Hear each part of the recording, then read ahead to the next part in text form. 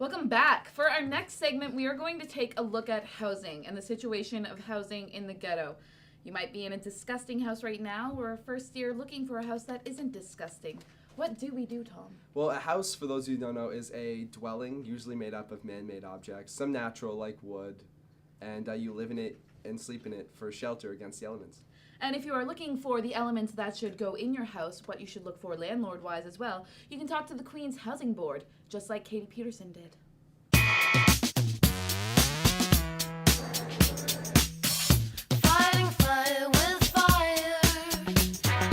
When looking for a new house, fit is key because not everybody, thankfully, is looking for exactly the same thing.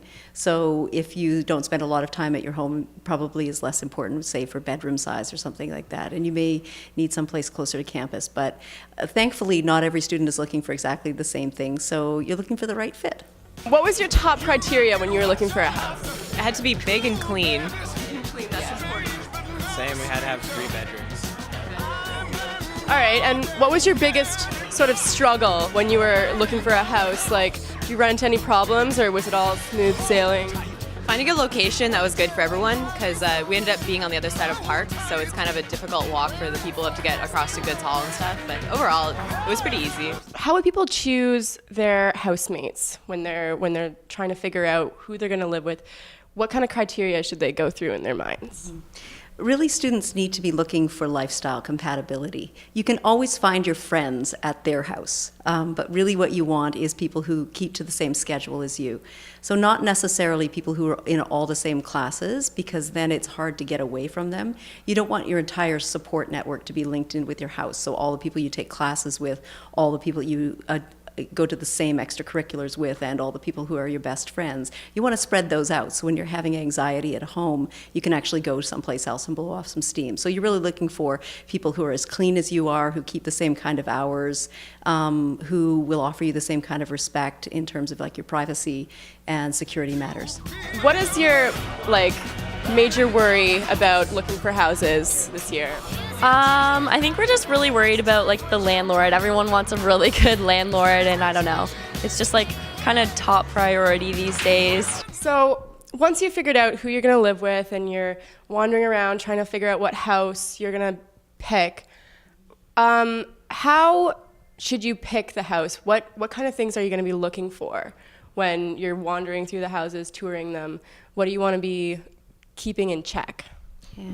I think layout is really, really important. Some of these older homes were, of course, big family homes, so had a lot of extra living space that we may not use, like students may not use as living space. It's been subdivided into bedrooms. So you do want to be careful about, having a house where bedrooms are in very noisy places, on the fronts of houses, again, security things, or in the basement. We have problems with dampness here in Kingston, and living below ground is sometimes problematic. And also there's issues, with fire safety and stuff. So you want to be looking at the layout of the house for sure. And you want to be looking at amenities, because consistently students tell us that the number one point of friction in a household is cleanliness, and usually it's cleanliness to do with kitchen dishes. So looking for a dishwasher, landlords are getting smart. Lots and lots of these student houses will have a dishwasher in them, because it actually reduces the friction within the house. What advice would you give to students who are looking for houses next year? I think definitely give thought to how many people you want to live with, and that'll kind of affect your options. And then really try and find the most well-maintained place you can in your price range, because if a landlord's not willing to maintain it for showings, chances are they won't maintain it throughout the year. Expense-wise, what should students keep in mind when they're looking at the price of the house? What other expenses should they be keeping in mind when they're deciding whether they can afford a house? Of course, utilities is the next highest cost, and we recently did a survey in the fall of 2008, about student housing, and 70% of undergraduate students say that they pay utilities in addition to their rent. So for some students that means water, sewer, electricity, and gas. For some people it means oil. And some of these houses, again, because of the age, are not very sort of sustainable. They don't have a lot of insulation. The windows are kind of old.